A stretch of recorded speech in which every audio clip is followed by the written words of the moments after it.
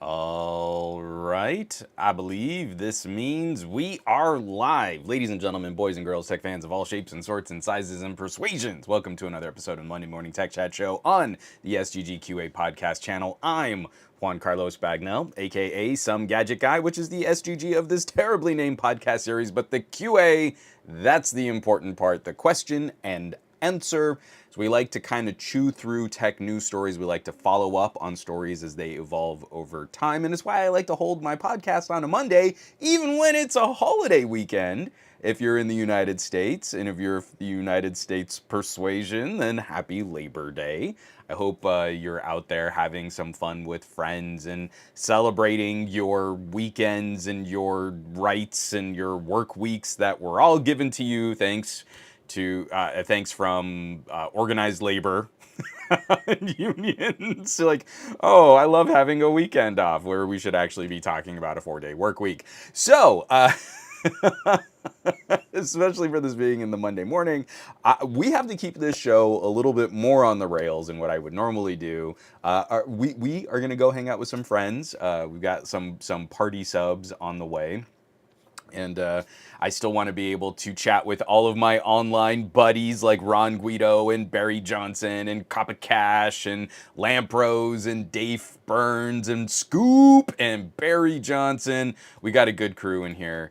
We're just going to chew through some of the news that's been happening over the last week. Juan's going to ramble and rant about AR glasses, as I am wont to do. We've got a bit that we can kind of chew on. We can chew into. I keep making up amalgamations and mashups of other phrases. So I hope everybody had a lovely week and a lovely weekend. And like I said, if you're in the United States, this is one more day of the weekend. Hey, Fat Produce! So unfortunately, Fat Produce was just on the Nomad Tech Project. And unfortunately, I wasn't able to hang out in the chat. So I'm really sorry, Andrew. I was really wanting to like type out more what was going on in the chat.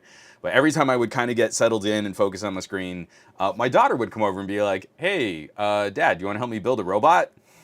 And so then we built like this little Tinker Crate robot, and she shot a video of it.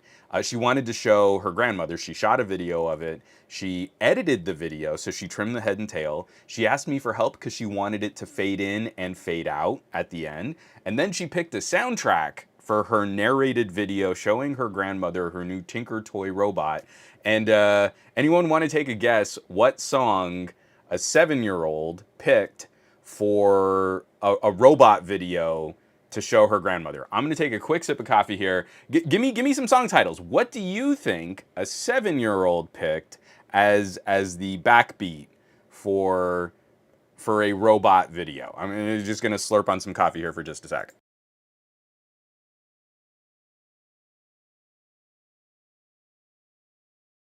Ooh, Fat Produce almost nailed it. So Dave Burns and Fat Produce both went to Daft Punk.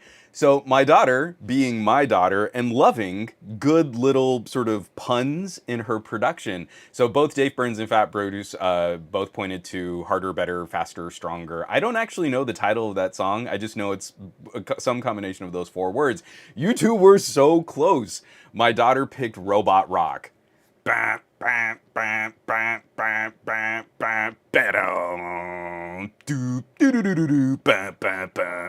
So that's about as much as I can hum it right now. Actually, this entire podcast just got, taken down by a DMCA request. Dave Bird's just not raining tacos.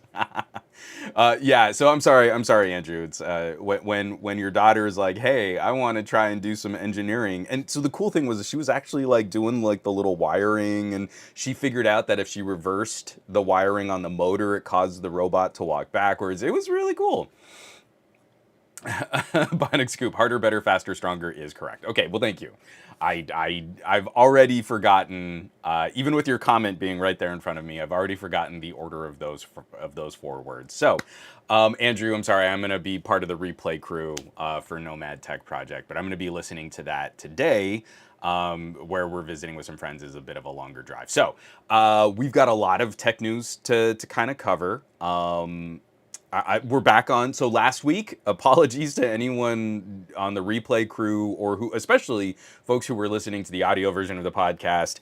I was in bad shape. I've just like these like swings, highs and lows of like getting a ton of work done and then kind of hitting some like manic and then depressive states.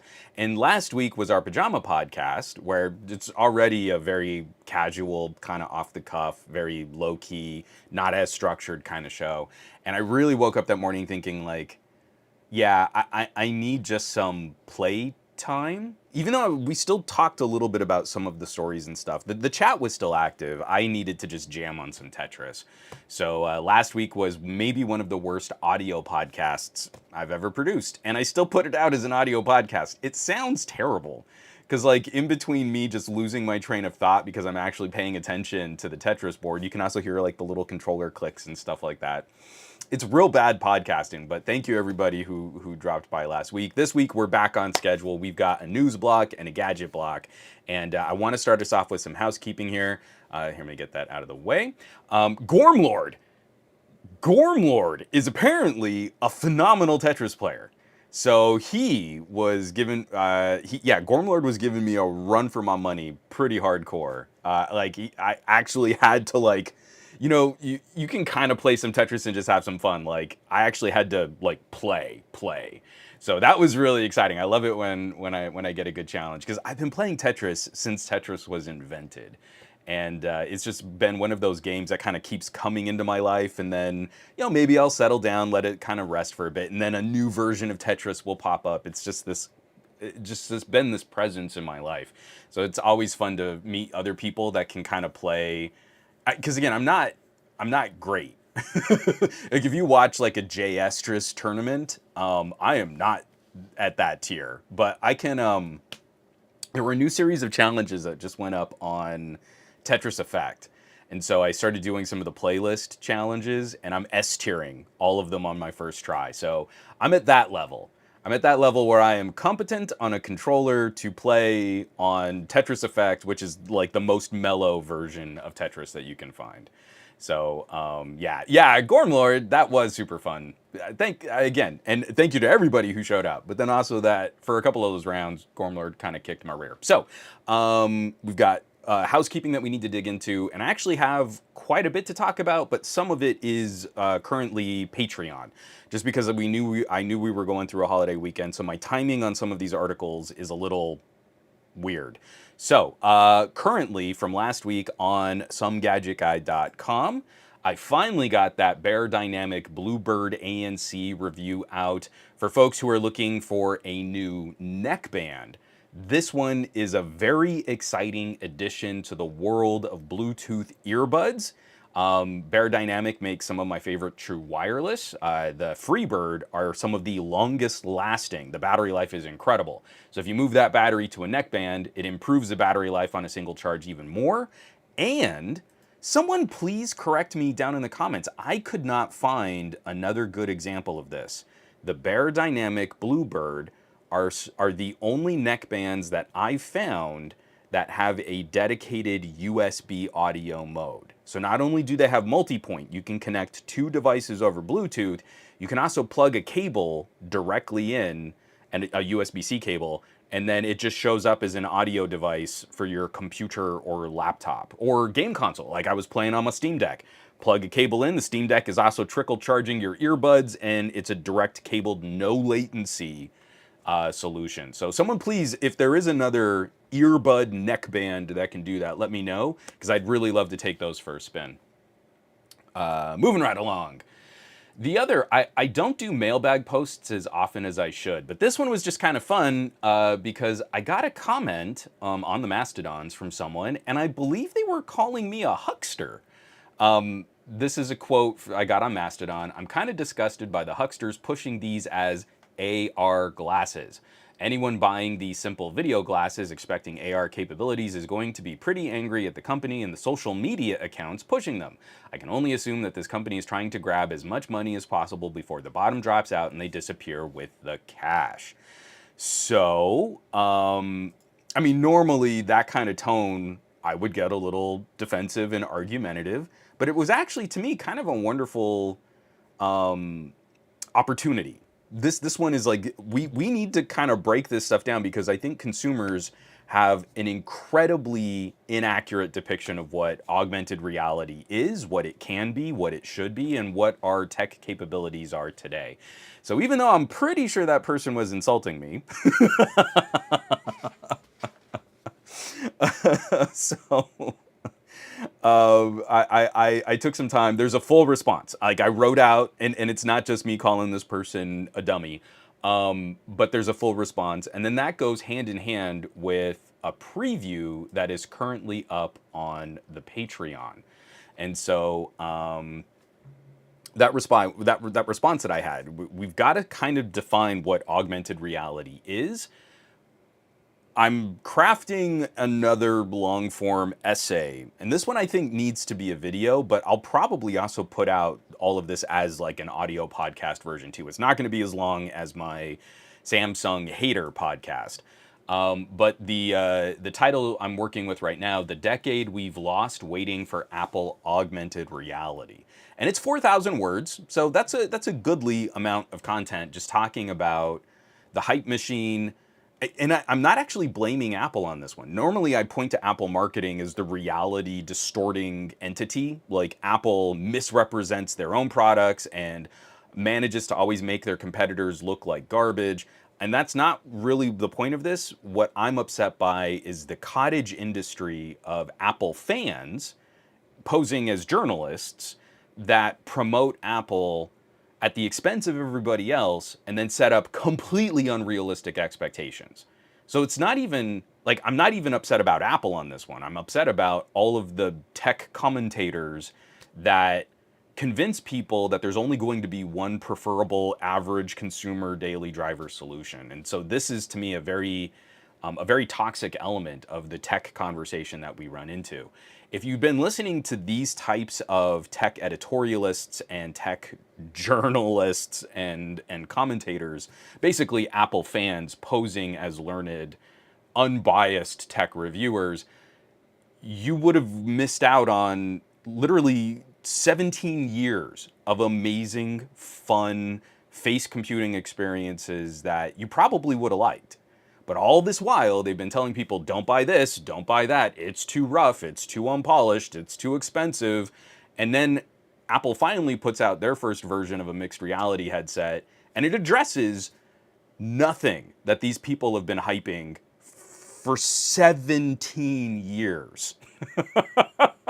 So that's going to be a very brutal video to put together. I'm just getting all the pieces together. I think I'm going to kind of rip off the tone of Cold Fusion. My opening line is, welcome to another episode of Hot Fishin'. So I'm hoping to have a little fun with it, but it is going to be a longer form video essay. And then just some other quick housekeeping notes. We can kind of wrap this up here. Here we go. I wrote up just a brief editorial talking about the Xperia 5 Mark V, but we're also going to save that for the second half of this podcast in the gadget block. We're going to chat about some of the concerns about Sony's distribution for this year. And then I also just put out a quick little review. This will go public on somegadgetguy.com, just a written review on a handy little battery, viewed a little through the context of Marie and I recently prepping for a tropical storm that rolled up through Southern California. So that's a mono-price 20,000 milliamp hour power bank. At some point, we just start talking about amp hours, right? At some point, doesn't that make sense? We could just say it's a 20 amp hour battery instead of a 20,000 milliamp hour battery. I don't know. Who wants to join me on reducing some of the zeros? I mean, just think about the fractions of a penny worth of ink that goes into the packaging on every one of these batteries. We could save those companies literally dollars of ink. Yeah? Yeah? Anyone? It's the worst. All right.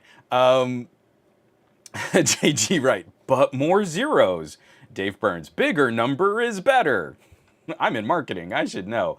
Have you guys been getting those terrible Google recommended articles?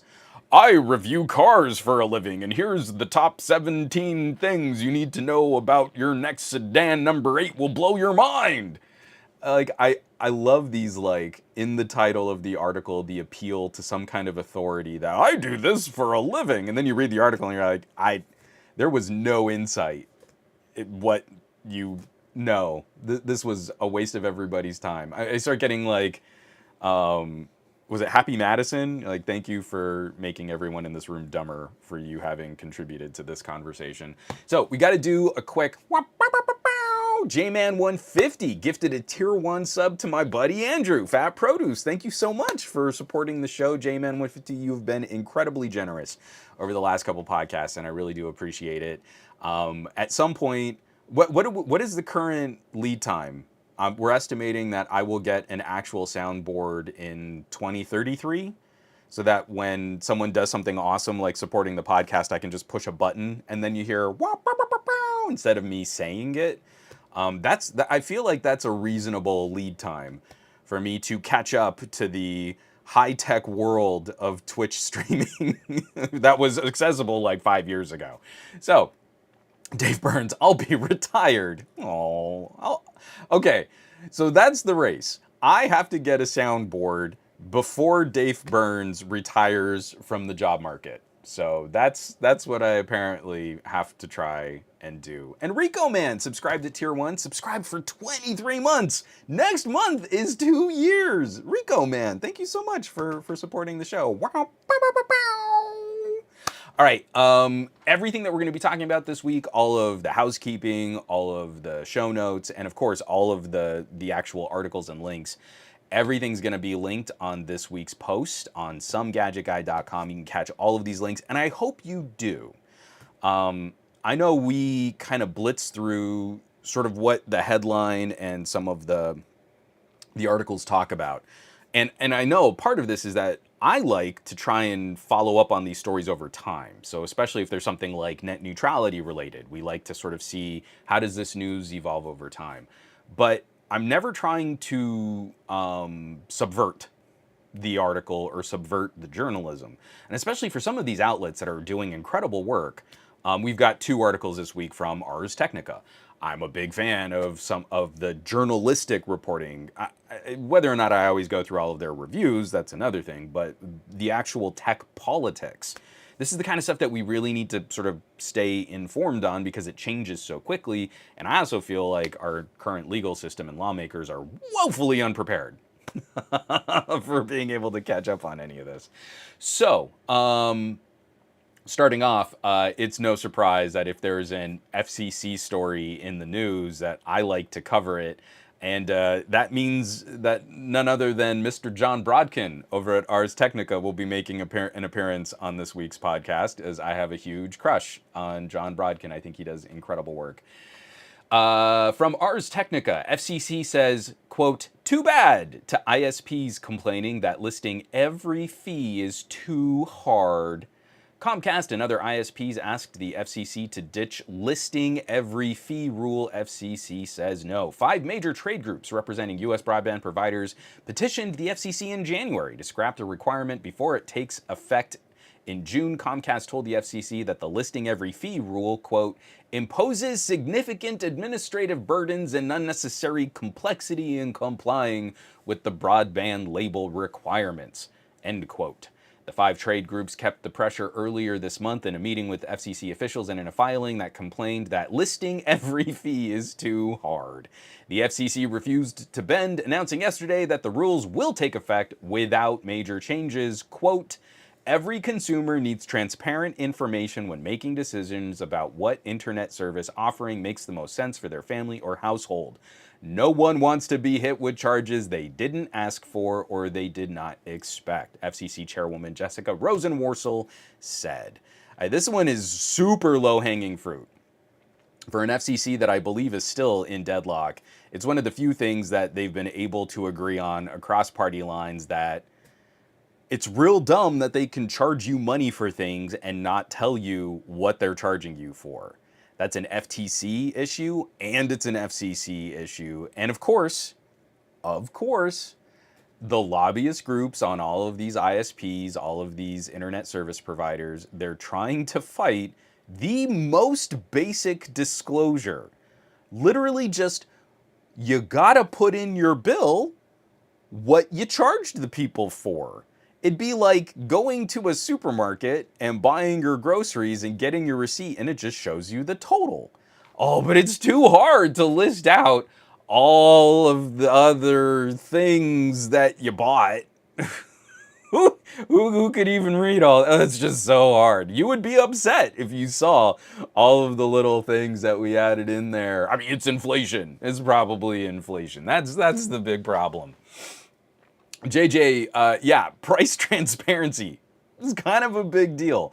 In fact, our entire like capitalistic society is sort of built on this idea that you give money for goods and services. Apparently, the people who run Comcast had a problem where that was it's a bridge too far. They weren't able to kind of grok, oh, Right, we're charging the money for all this stuff. Well, we're also getting kickbacks, and we're also getting tax deals and tax breaks and sweetheart zoning deals. Like, we're getting all this money from the federal government, from taxpayers, and we're charging customers a whole bunch for our services, and we're putting on unnecessary caps and throttling measures and stuff like that. But oh, it's so hard to tell people what they're buying. It'd be nice if we had like some actual regulatory power in this space. It'd be pretty sweet. Dave Burns. I mean, the prevailing opinion of our lawmakers on governing is if we wait long enough, everyone will forget that we're not actually doing our jobs. And Fat Produce completely agree. ISPs are scummy pieces of filth. Dave Burns again. Oh, I just pinned it. I didn't mean to pin it. Sorry, it was a great comment. I just didn't mean to pin it. ISPs, scummy pieces of Dave Burns. It's hard to be criminals when we have to be seen. JMX Warrior. Too hard to list it. I hate the American ISPs for you.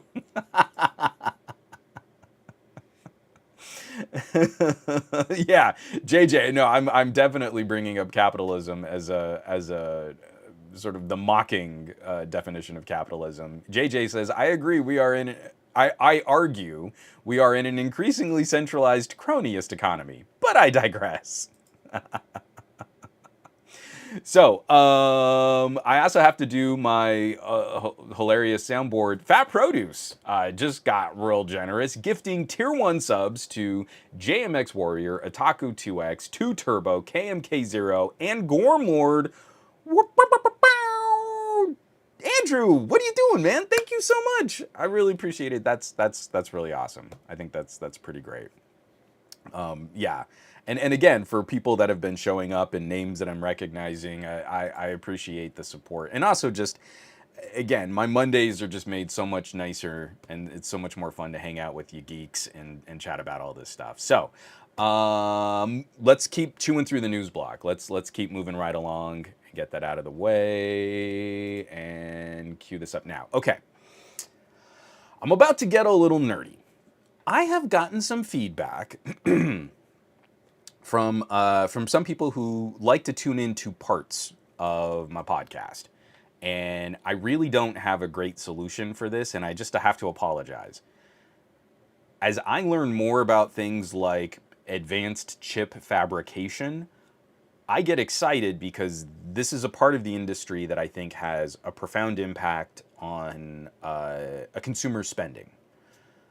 But I also think our industry has done an absolutely terrible job of explaining how these parts and pieces work.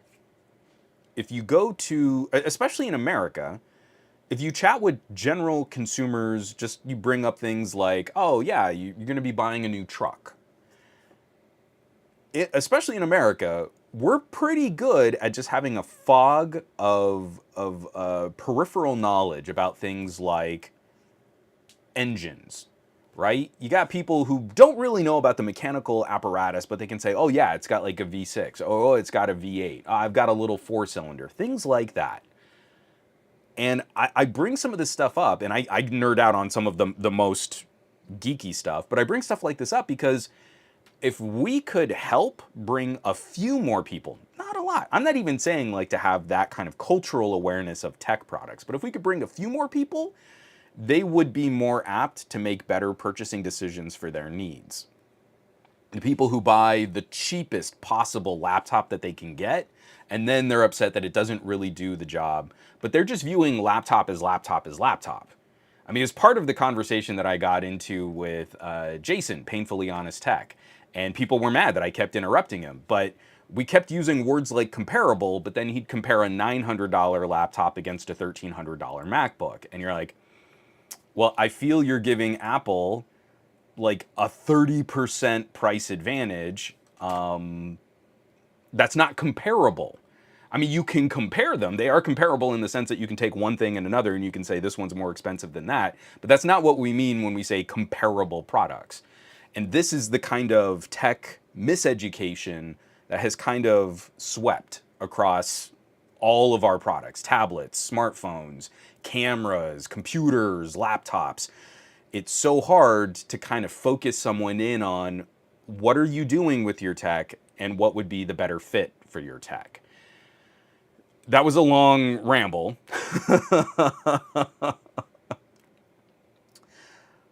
Because right now, one of the exciting arms races is literally in ARM styled chips. The SoC of choice for a lot of our phones and tablets, and increasingly some of our laptops. So I'm gonna screen share this here real quick, and I'm gonna get a quick drink of coffee before my voice kind of sort of fuzzes on me.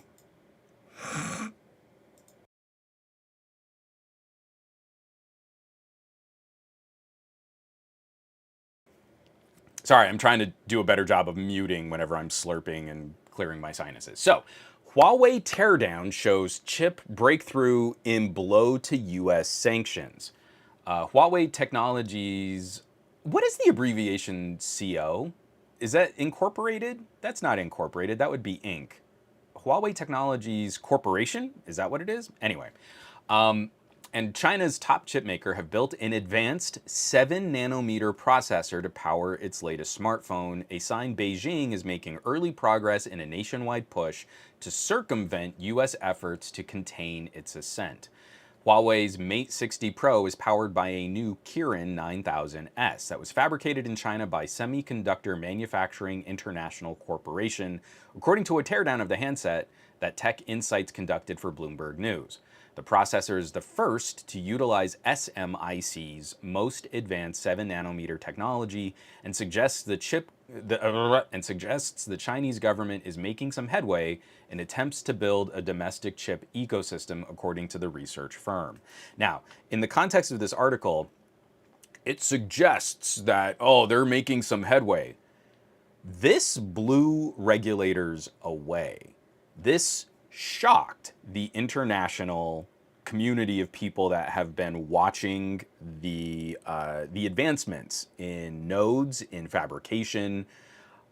When pressed for other comments in other articles and what the expectations of the Chinese market were, it wasn't that long ago that we were blocking them from 14 nanometer chip fabrication and trying to keep that kind of hardware out of China.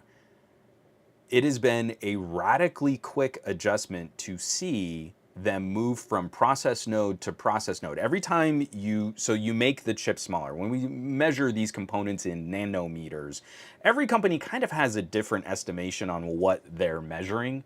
Intel was very critical of smartphone chips being called 10 nanometers or 5 nanometers because they measured transistors and gates in a different way than TSMC was measuring for, or Qualcomm was measuring for their process nodes. It's a very complicated, you would need someone like Dr. Ian Cuttress to better explain why some claims were being made by some companies. I am not qualified to give you that kind of information, but in the way that we've kind of all agreed on measuring chip size, node fabrication, blah, blah, blah, we're now getting into 5 and 4 nanometer production for smartphones. The fact that SMIC was able to cut down to 7 nanometers this quickly is a very big surprise to international regulators, is a very big surprise to the tech community at large. And it would mean to me that their ability to adapt and to evolve these technologies is significantly more aggressive than what we were expecting. So when we start looking at the Mate 60 and people, oh, it's all 7 nanometers.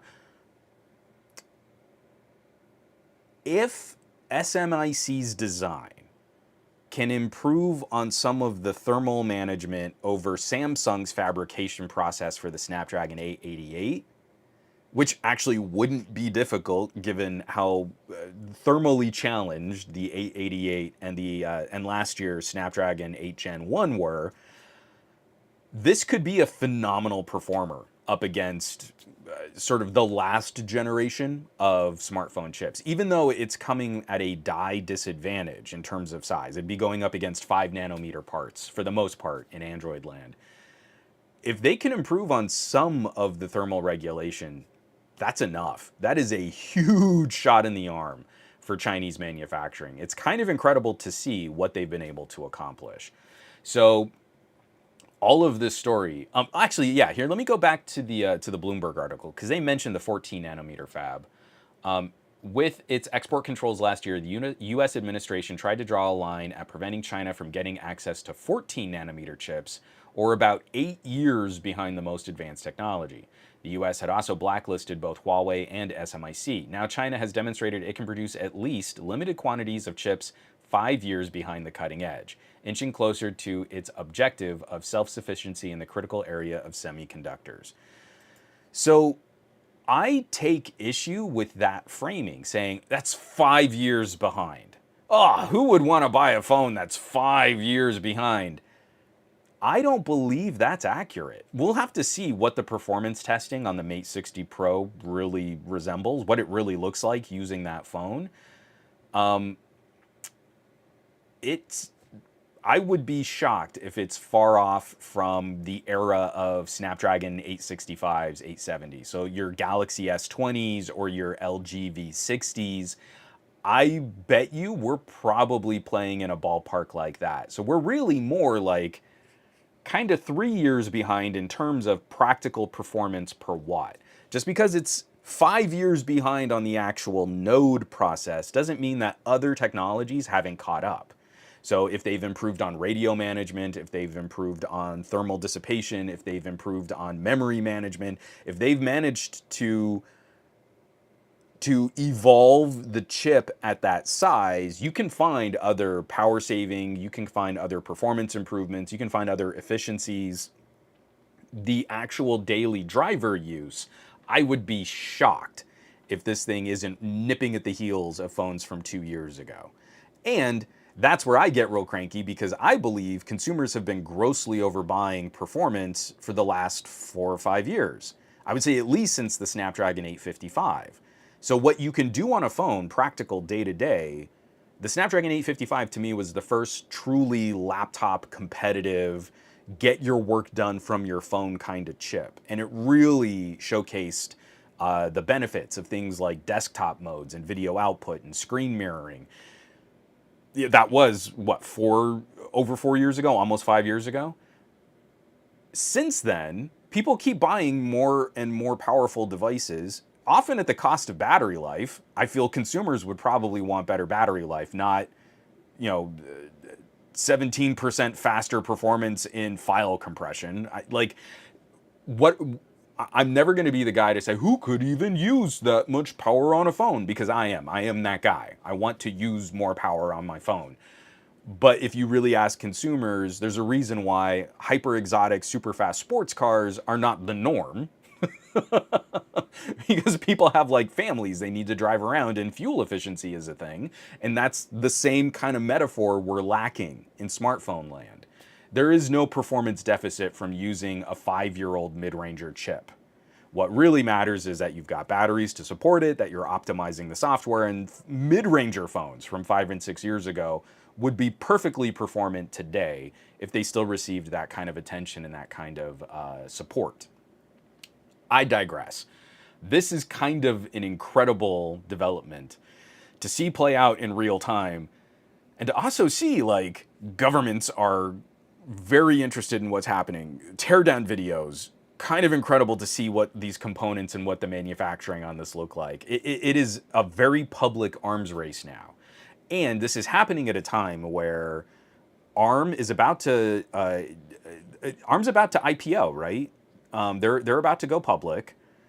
Some of the expectations on ARM going public, the expectations are kind of dropping a little bit. So investors are a little concerned about ARM's portfolio because at the same time, ARM went and sued Qualcomm. I believe that's still a lawsuit that's kind of in open litigation, even though Qualcomm seems to be moving forward with their new ARM referenced cores.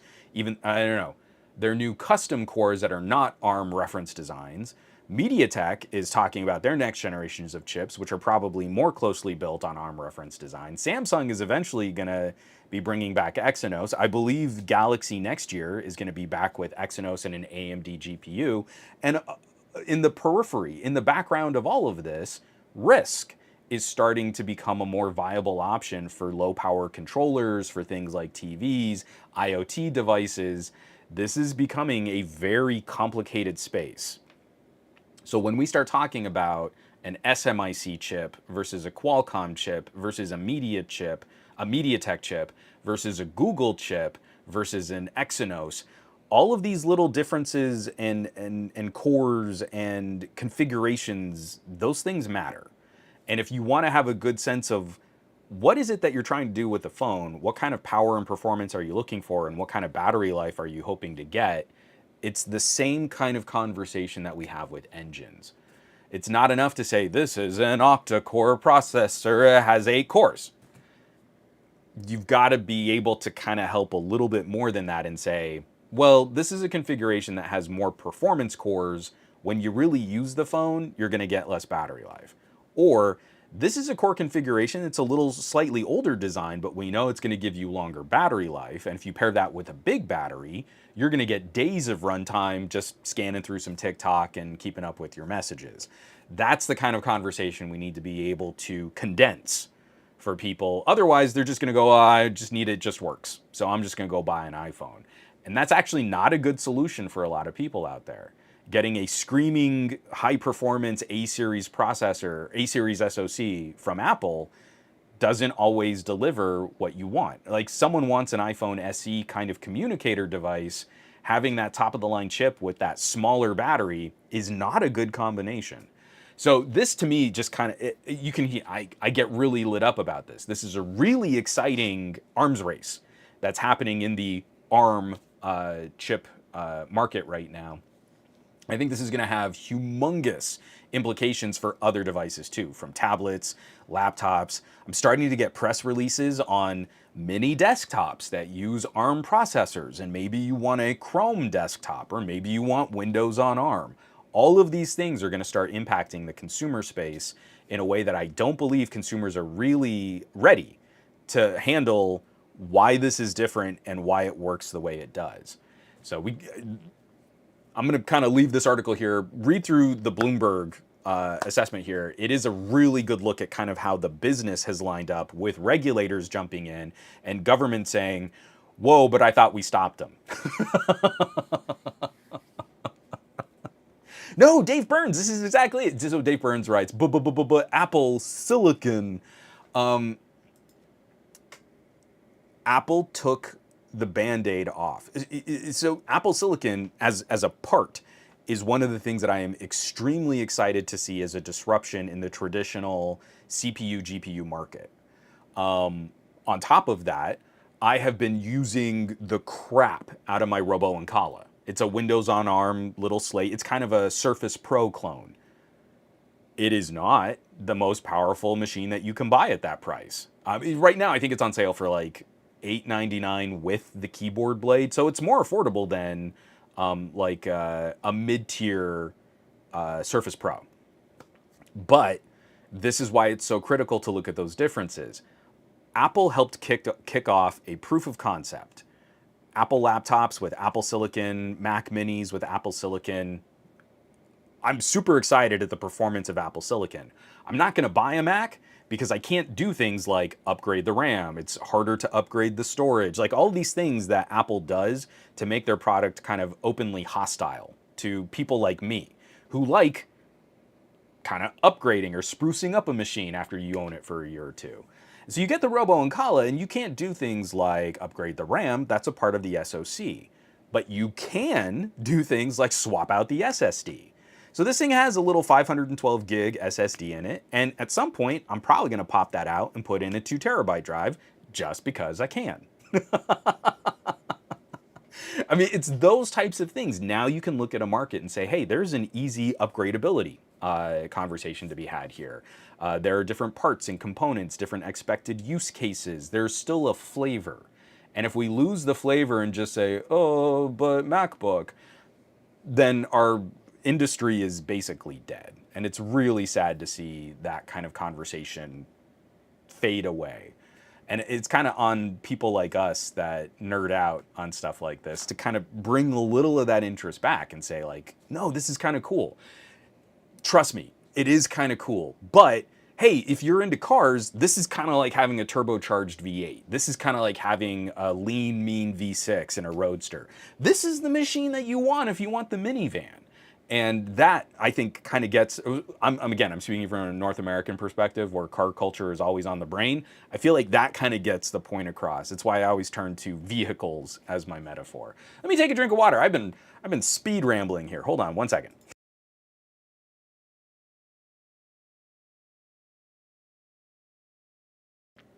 Vulgarity, completely correct. It sums up my argument for the Xperia 10 phone's 5,000 milliamp hour battery, and aren't they still on Snapdragon 695s? Is that what's in the Xperia 10? Or did they finally switch over to like a 720? I can't tell you. I still feel like the Pixel 5a, great camera, headphone jack, I think it had a 5,000 milliamp hour battery, 5G connectivity on a Snapdragon 765. That phone is still one of the all-time best real average consumer devices. Incredible point-and-shoot camera performance, multi-day battery life, just enough processing power to get you through some higher level activities, shooting, editing, and rendering 4K video. Totally doable, not the fastest, but totally doable, and enough graphics performance for some moderate gaming. Xperia 10, it's in that ballpark. All of these mid-ranger devices, much better consumer daily driver phones, but they don't get the same cachet. They get lopsided coverage. Techies love to watch videos about the most expensive devices. We don't cover the Galaxy A series, the Pixel A series, the Xperia 10s, the vast sea of Pocos and Realmes and Xiaomis and Vivos and iQOOs. But those are the real devices, the real bread and butter devices that people should be using more if we really believe in this idea of the average consumers. So yeah, I completely agree. Vulgarity, absolutely spot on. Sorry, I got to catch up with the chat. Oof. Ghost Starscream, isn't the A Bionic and the M series from Apple from ARM though? So Apple is under a different licensing agreement than what many of the Qualcomm and MediaTek chips are under. This is a little deep in the weeds, and like I said, I'm not completely qualified to draw this out for you, but Apple has a specific licensing agreement where they are referencing ARM tech, but they're allowed to build their own CPU cores, GPU cores, their own configuration using some of ARM's materials. For a while, that's what all of the other semiconductor companies were doing. What was Samsung, I believe, their code name was Hummingbird. Qualcomm references Cryo cores. Google and Tensor is kind of another sort of gray area in there. But for a while, especially like around the Snapdragon 810, what Qualcomm was doing with custom cores wasn't as efficient as just the ARM reference design. And so especially with, I think, the Snapdragon 820 through like the 865, that kind of peak of TSMC manufacturing with Qualcomm core configurations and ARM reference designs was sort of that sort of best of all worlds manufacturing.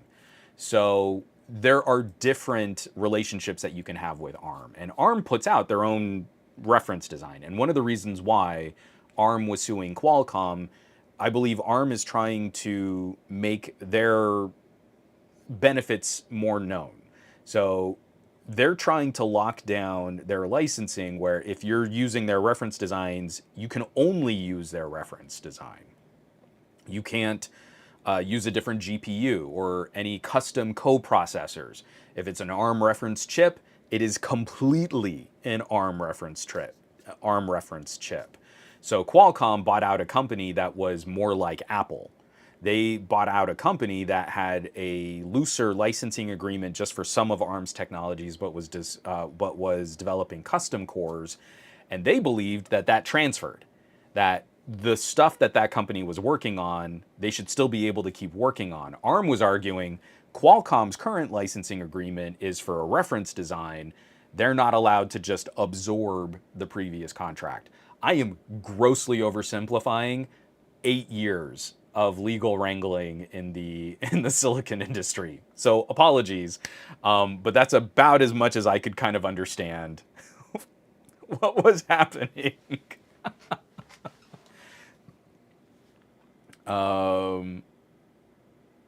Hold on, I'm like I said, I'm way behind on the chat here.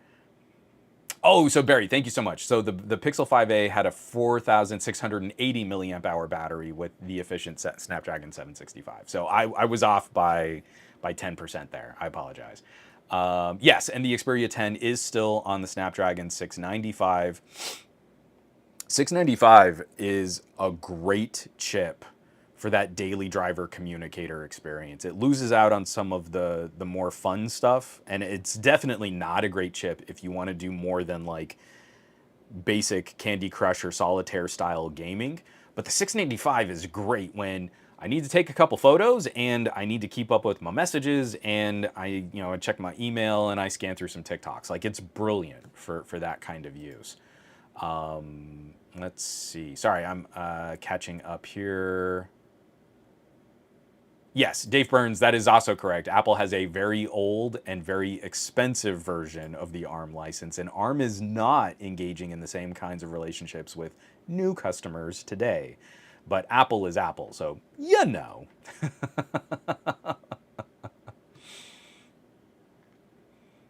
So yes, this is I think another good example of how this industry can kind of these different parts matter. Dave Burns says Qualcomm made up for their CPU design shortcomings with best-in-class modem and antenna matching, as well as amazing GPUs. And this isn't, again, it's why I kind of hold up the Snapdragon 855 as this like high point, where we were at peak LTE. We were just starting to staple on some 5G to a couple of phones, like the V50 had a 5G variant, but not all regions got it. You had to staple that on. And it really upset me when Qualcomm split the modem off entirely on the Snapdragon 865. Snapdragon 865 is an incredible performer for CPU and GPU performance. It was a poorer performer for radio performance, for LTE and 5G. And that to me was a very frustrating step in the wrong direction, which this then compounded on the Snapdragon 888 and the Snapdragon 8 Gen 1. So, moving right along, I do want to cover, this one's just kind of funny to me. Here, let me screen share this back up. This is coming by way of Financial Times, written up by Christina Criddle. Shorts risks cannibalizing core YouTube business, say senior staff.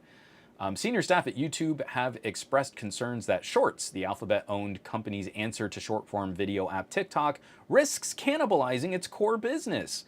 Shorts has amassed more than 2 billion users since its launch in 2021, but has drawn away audiences from traditional longer videos on the platform, according to multiple people familiar with the figures.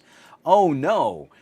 YouTube pointed their algorithm and shoved short videos in everyone's face as a knee-jerk reaction to TikTok, and now people are watching fewer long-form videos that they don't know have published because the YouTube algorithm is shoving shorts in their face.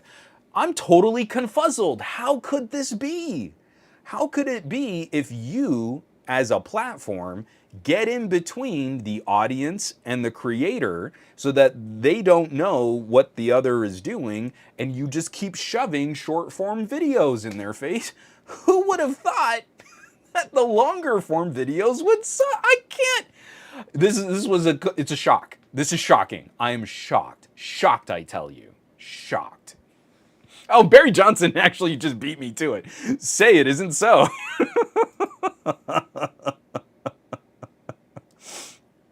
Gormlord, I feel the same way. YouTube Shorts can eat my shorts. Dave Burns, Oh no, YouTube is racing to the bottom and can't make as much ad revenue while also driving off their core user base to competitors like Dropout TV and Nebula. Oh no! It's like, I feel validated because I have been very cranky about airing my dirty laundry, but at the same time, this is exactly the kind of business development that we have been highlighting when we talk about things like creator burnout. Think of all the YouTube channels that have scaled way back or left completely and have stopped producing higher quality content. And then people complain that there isn't as much to do or to watch or to see. But everything YouTube has done over the last several years has been to interrupt the relationship between creator and audience. More recently, think about how much more difficult it is. You pull up YouTube on an app on your phone, which is now becoming sort of the de facto version of YouTube.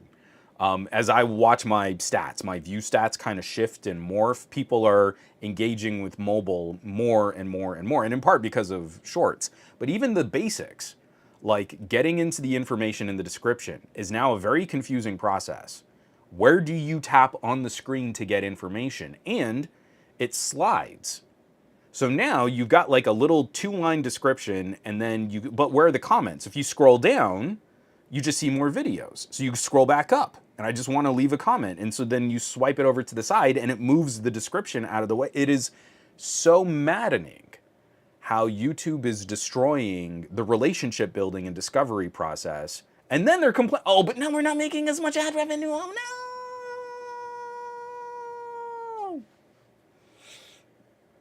Let me take a quick drink of water here.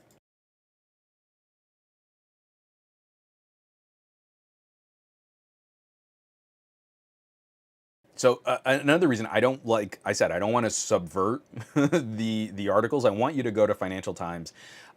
Depending on how you get to the article, it might like paywall you. Let me get this set up here. So I just want to show this off. One of the reasons why this is so precious to YouTube, these numbers are insane. So I'm going to screen share this from them. I don't love their little bar graphs, but I think it'll get the point across. The age profile of digital media platforms users varies dramatically. So this is monthly time spent with UK users as of June 2023. And these measurements are in billions of minutes. Billions of minutes. So on YouTube, the demographic of 18 to 24-year-olds are spending roughly 8.6 billion minutes a month on YouTube. And then we see sort of a sliding scale down from 25 to 34, 35 to 44, 45 to 54.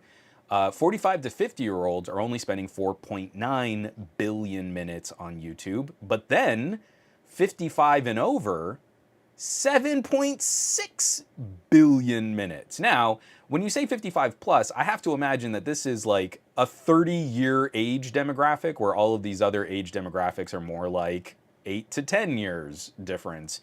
So that's not really a fair combination, but anyone over the age of 55 is almost as likely to be spending as much time on YouTube as 25 to 34-year-olds.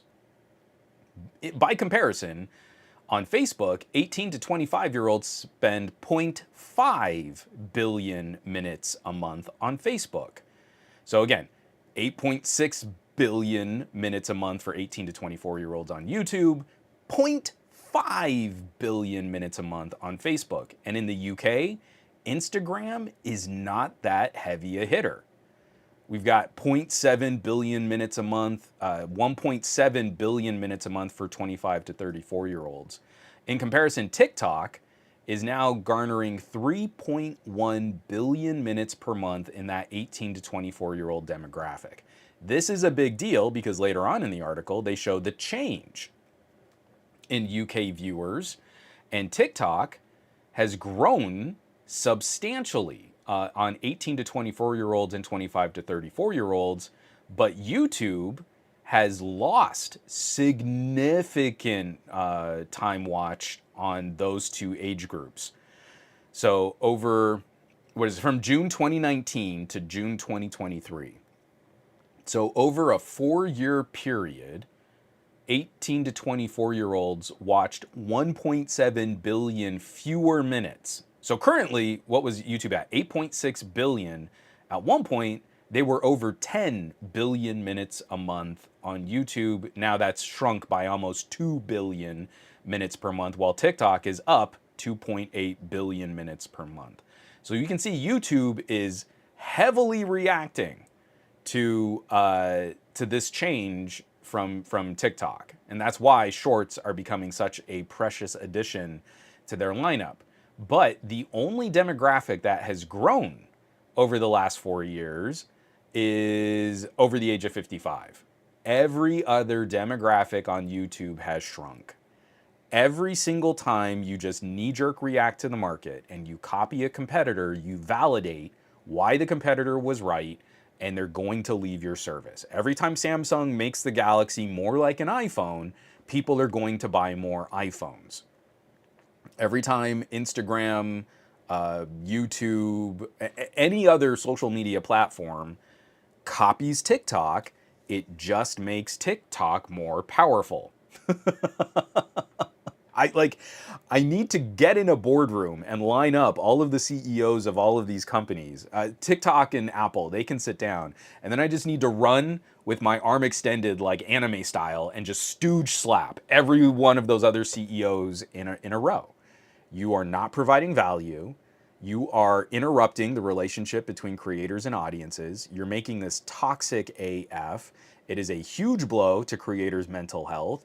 You're constantly reinforcing all of the red down arrows that you're just not performing like you used to. It's just not good enough, and it has nothing to do with the creator. Has nothing to do with the people creating the content. This is a systemic problem with the platform, and it is leading to the erosion of YouTube as this idea of an institution. Now, YouTube still garners the lion's share of content distribution online, but I feel a lot of people are starting to look at YouTube like I do. YouTube is not a place for good discovery. It's not a place to find fun recommendations and to find new content, discover new trends. And it's basically just a big, dumb storage block. As far as I'm concerned, the only benefit to YouTube for me right now is free server hosting. If I had to host all of my own videos on my own platform, that would be really expensive. So I'm glad that YouTube is fronting the bill, because there's no other benefit for someone like me with YouTube. It's free, and that's it. That's all it's ever gonna be. Anything else, I've got to draw every audience member to watch and find and discover my videos. YouTube doesn't really help with that to any grand degree. And it's only when something really controversial happens that YouTube considers my video of any benefit. And literally, like, the video that's hitting the hardest right now is me complaining about the YouTube homepage, and a bunch of people had their homepages turned off, and so now a bunch of people are finding my video. YouTube did not facilitate that viewership. YouTube got in the way of my subscriber audience, and instead a bunch of other people were searching for, like, why is my homepage totally blank now? And I just happened to have a video out on that, and that's why that video took off. YouTube is digging their own grave, and I don't think there's any way that we'll see them really kind of dig out of the perception of their company right now. I do not see any leadership at Google, at YouTube, or at Alphabet that inspires confidence in their current strategies at the top. And it's so disappointing to know all of the amazing people that work at Google, work at YouTube, work at Alphabet, and I just lit up like 5 phones on my desk right now, all of the incredible talent that they have suffering under visionless executive leadership. And we can see the numbers change in real time with every terrible decision that they make.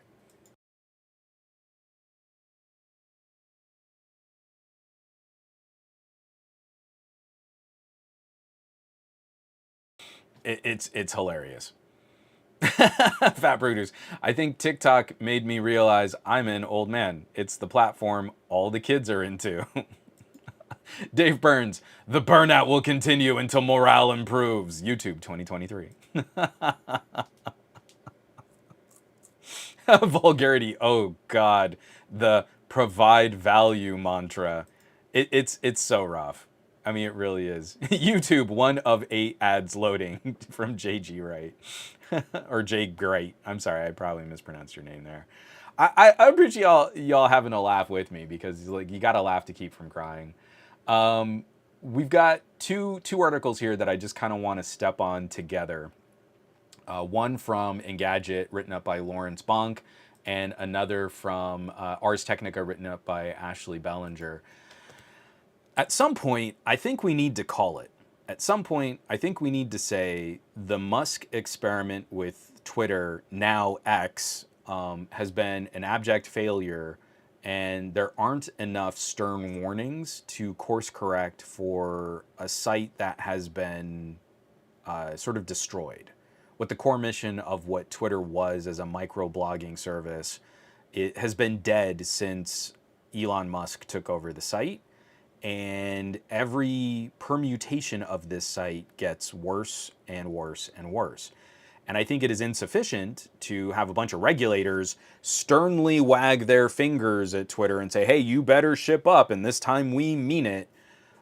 And then another week goes by with yet another scandal and yet another problem, and then the regulators come back, oh no, you did another oopsie, and now you've got to fix it. So I want to start off with the least bad issue from Twitter. So if you're concerned about like online digital privacy and content creation and all that fun stuff, Elon Musk's X will use public data to train AI models. The artist formerly known as Twitter has been in some hot water this week after Bloomberg found the social media site would start collecting biometric details along with job and education data from users. Now, a newly released privacy policy indicates that X will use this data along with other collected personal information to train AI models, as originally spotted by Alex Ivanovs at Stack Diary. The privacy policy clearly indicates that the company plans to use information it collects along with any publicly available data to help train machine learning algorithms. Quote, we may use the information we collect and publicly available information to help train our machine learning or artificial intelligence models for the purposes outlined in this policy. And Musk has confirmed those changes. So whenever we see this kind of stuff go up on other sites, people flip out and there's like a protest and then users leave the platform. I like this because every single time a story like this comes up, the people who are more privacy minded, a little techier, a little geekier, end up on every other social media platform that I've enjoyed using. And this is yet another surge in Mastodon users. I know I keep prattling on about this, but no algorithm standing on your neck, no algorithmic sorting of content, no interruption between you and your audience. Feeds are chronological, and you can catch up to your feed and go, okay, well now I've read all these stories and I'm done with Mastodon, and that's fine. And every single time I cross-post across Blue Sky, Mastodon, Threads, and Twitter, I get actual human engagement on Mastodon. Grounded Tech just shared a lovely collection of flower photos on Mastodon. Barry Johnson was out there sharing some stuff on Mastodon. TK Bay shared some of his Nando photos, the whole Sony event thing. That was awesome. Those were all on Mastodon. And if you've been following me on Twitter and you see like, oh, Juan hasn't posted a whole lot, one, the Twitter algorithm isn't showing you what I am posting, and two, I've been posting more over on Mastodon. So the follow-up to this is, if this wasn't bad enough, you're concerned about AI, you don't like how businesses can just steal content and profit from it. It has huge ramifications for copyright and for distribution and for media. The other fun part of all of this is the political side. This is from Ars Technica exclusive. X violated its own policy by blocking First Amendment groups' ads. The ads were blocked in error, according to X. And this is from Ars Technica. X, formerly known as Twitter, spent the summer hastily rebranding and vying to win advertisers back, but at least one advertiser was shocked when X swiftly rejected its ads after deciding to return to X. A nonpartisan nonprofit, the Freedom Forum, told Ars that last week it discovered that its X ads were being arbitrarily blocked after attempting to advertise an educational, family-friendly festival that celebrates the First Amendment. The group assumed the ads were blocked in error, so it reached out to X 6 different times, and at various times, X rationale for blocking the ad changed. At first, X's automated messaging told Freedom Forum that the ad violated X's political content policy. That policy restricts ads that reference legislation. But Freedom Forum said that educating the public about their First Amendment rights shouldn't be considered referencing legislation. I want everyone to go through and read just the hilarity of how bad X's stance on all of this was. And I love it because we get to the end of this and they're feigning this, oh, it's just a mistake. Oopsie. It was an oopsie. We did an oopsie poopsie. And that's okay. No, our bad. When that group reached out 6 different times and this issue wasn't really corrected until it hit more news traffic, I call BS. I say that is not a simple error in a system on a platform. That is a continued disruption of what the service is there to provide, targeting a very specific entity.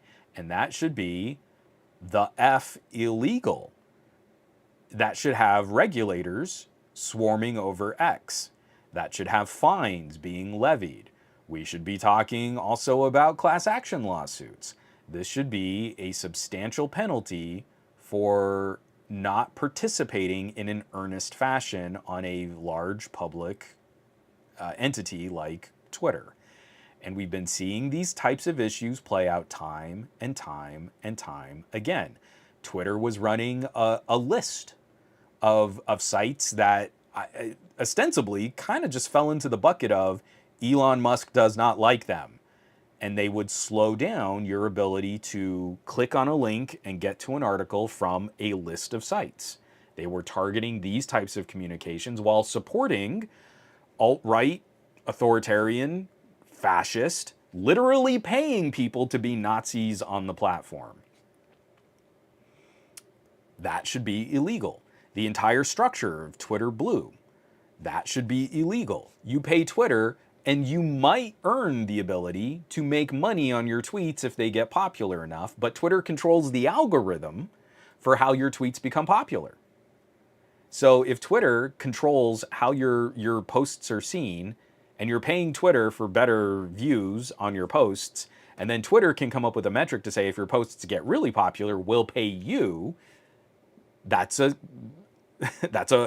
multi-level marketing scheme. That should be flipping illegal.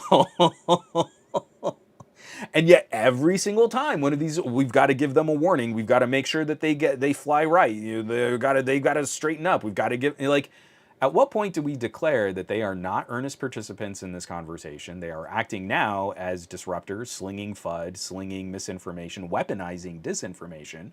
And at what point do we also say, like, Google and Apple are complicit? Because Google and Apple will make money on any microtransactions that happen or subscription fees that happen through the apps. So Google and Apple are like, oh, you better not do this. You better make this better. But they're also profiting from the system that Twitter has created to interact with phones and tablets and computers. So at what point does this entire thing just have to be shut down? I believe we've gotten to the point where Twitter needs to have the plug pulled until they can demonstrate that they are able to conduct behavior and manage a platform in a responsible fashion.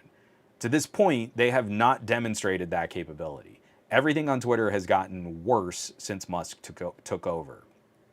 Everything in regards to interactions between different people, how your content or feed is managed and optimized and algorithmically sorted, privacy concerns, AI media concerns. I'm going to go through and I guess I've got to start deleting tweets and stuff because I'd rather not have my years of Twitter interactions be fodder for an AI. That is a significant kick in my rear to have to go through and self-manage that stuff. I'm not going to pay Twitter to have my tweets seen a little bit better and to get a few extra perks and benefits. Things that you get for free on Mastodon, you have to pay for on Twitter. And you have none of the same sorting, organizing, or discovery tools now because everything has to go through Twitter's black box. This is getting ridiculous. It's getting really bad. And at some point, we also have to ask people, why are you still hosting and supporting content? I know why. The reason why is you've got the momentum of having had followers on Twitter. But you know what you're supporting. And at some point, you have to ask, why are you okay with that? So I've massively curtailed my use of Twitter outside of just a few contractual obligations that I have with other content that I'm producing. And I'm going to be starting that slow pull of anything that I put on Twitter. And then also, I'm not going through and just deleting my account because I also want to go through and kind of disrupt what content was on my account and go through and start downloading everything that I had on Twitter and nuking everything that I had on Twitter. And my eye is twitching just thinking about the amount of time and effort it takes to handle things like social media, and it's pretty disgusting.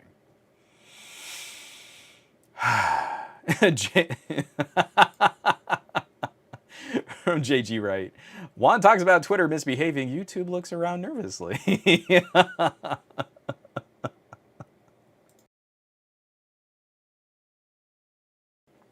Oh yeah, Dave Burns, I love this. To be fair, Muskie Poo did fire all the QA and community management folks because they weren't generating value or whatever. It's so bad. And then I also have to throw another J-Man150 gifting a tier 1 sub to Sveticus. This is awesome. J-Man150 Fat Produce, thank you for all the gifted subs. Thank you for all the support. This is incredible, and I really do appreciate it. I missed a hype train. I got to the end of ranting about something in housekeeping, and apparently there was a hype train on Twitch. And so we had a little choo-choo emoji that I did get to share. But I just thank you so much, and I really appreciate it. These are exactly the kinds of conversations that I feel are critical to our hobby. I mean, this is like my way of life. I've been in deep on mobile tech since I played with my mom's, HP scientific calculator as a little kid. The ability to pick up something and have it contribute to your daily life in a meaningful fashion is really the only conversation I've been interested in my whole life. So I always appreciate being able to hang out with some other nerds that kind of, more than just like, oh, I use it to get stuff done, that you're actually entertained and interested and you have fun with this stuff because it is what it is. So let me get this out of the way. This is great from Kenox. Again, just another shout out to a brilliant YouTube channel that you should be following. I watched Legal Eagle talk about Twitter trying to block a government subpoena because Elon wanted kudos with Trump. They definitely seem to be doing things wrong lately. I saw that video too. I cannot recommend Legal Eagle enough to help frame some of the conversations that we have in this space. I know people love to kind of march around and say, oh, but I don't want politics in my things. Everything is politics. Every part of your waking life is politics. Every business decision that you make, every grocery store decision that you make, everything you do is influenced or contributes to politics. Everything. So if you want to be a functional contributing member to society and you don't want someone else's boot on your neck, you need to at least be aware of how politics are going to screw you, how politics are going to mess with you. You cannot live in modern society and evade politics. It is an omnipresent presence. Yeah, that kind of made sense. I'm using words and I'm trying to sound clever. I think you know where I'm going with all this, though. In your video games, everything is politics. How you monetize the game, politics. The content in the game are discussions. If you like comic books, guess what? Politics. All comic books are political. You can have Frank Miller, boasting a heavy right-wing agenda in your politics comic books, and you can have X-Men boasting a heavy left-wing agenda in your politics, in your comic books, all politics. Politics. If you don't care a little bit about this stuff, other people do, and other people love that you are trying to ignore what they're doing in the realm of politics. That's my last little soapbox, whiny Dave Burns. Wait, are you saying V for Vendetta has a political agenda? Yes, they are trying to do politics at you, and you might not have noticed with all of the cool action sequences and badassery, but it's politics. It sneaks up on you. It's pretty insidious. So, that last little bit, and again, for thanking everybody who's supporting me soapbox and ramble on about this stuff. We're to now the part of this where we would be talking about gadgets and the gadget block. I am still sad because of politics. I'm no longer really supporting or contributing over on Reddit. I just feel like they killed what made me interested in Reddit. I'm dabbling with Lemmy. Lemmy is sort of another one of these Mastodon federated open source ideas for creating a different kind of Reddit style social news, and it's okay. I'm kind of slow getting into Lemmy. There are fewer people over there, and all of the instances are spread out and kind of disorganized in a way that I think Lemmy is more difficult to get into than Mastodon was for replacing Twitter. Mastodon was up and running for me, and I was off and interacting with other people, and it very quickly replaced my Twitter experience with Mastodon. Lemmy is not proving to be the same kind of accessibility and ease of use and ease of entry as Mastodon was for Twitter. So I'm kind of playing around with some of that stuff. I still haven't found a way that I feel I can revive the old subreddit, Glowing Rectangles. But I would still like to talk about that, just as the mission is all of your favorite content creators need help sharing and promoting and finding audience for their content. And that's a user. That's a user challenge. Every platform is trying to walk away from good support for creators because anything we make is just disposable content. So IFA is happening, and there were a lot of really interesting announcements. One of the ones that we talked about a little bit was the Lenovo Legion. So Lenovo came out with their own handheld Switch meets Steam Deck style gaming portable. So it's a little mini PC, and it had detachable controllers, just like Joy-Cons for a Nintendo Switch. I also showed that they had a pair of glasses, and I thought this was very interesting. So Lenovo released a pair of AR glasses called the Glasses T1, I believe they were called. And let me get that out of the way there. Okay, sorry. So the Glasses T1, and as near as I can tell, with just a minor refresh, this isn't a radical new glasses design. With a little minor refresh, they've taken the Glasses T1 and they're now calling them the Lenovo Legion glasses. Well, Lenovo is a really big name in tech manufacturing, in consumer electronics. So now that Lenovo has made a pair of face display glasses, well, now this idea is really interesting. Now, hey, look, CNET has an article. Lenovo Legion glasses are wearable gaming display. You can play games on these things, guys. Have you seen the games? Look, these are glasses and you can play games on them. And look, here's the Lenovo Legion, and you plug the glasses into the Lenovo Legion, and isn't that so interesting? And then, well, oh man, right on top of that, we've got Tom's guide and Lenovo Legion glasses hands-on. Finally, AR gaming I can get behind. We haven't had anything to get behind. AR and gaming, there's just nothing to support in that space. Now we can really get behind. This idea now has legs. This is a real thing now, people. Lenovo put out these glasses. You can really do it now.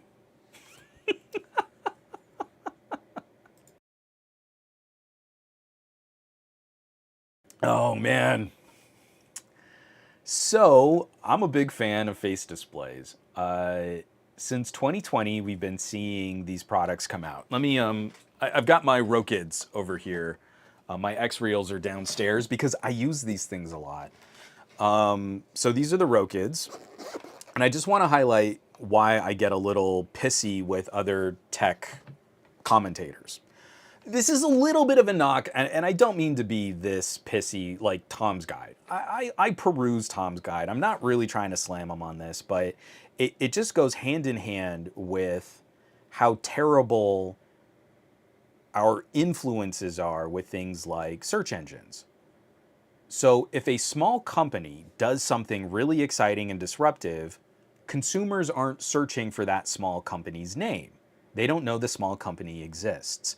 So tech commentators and reviewers ignore the small company because they know they're not going to get a lot of traffic on any in-depth coverage, reviews, hands-ons, videos, because the algorithms aren't going to point people to content that is already less popular. If a lot of people are searching for the name of that company, you can put the name of that company into the title of your headline or the title of your article or your video, and more people will find that article or video because of the name of the company. So Lenovo has these Legion glasses. And I think they look okay. Little 1080p micro OLEDs. Oh wait, let me go to the other article because that had that picture. There we go. Little 1080p micro OLEDs. I hate this cable design. This cable design looks like it came directly out of the first generation TCLs. And so the cable looks like it scoops into the glasses frame in a way where that boot might, how the flex on the cable might wear out the cable over time.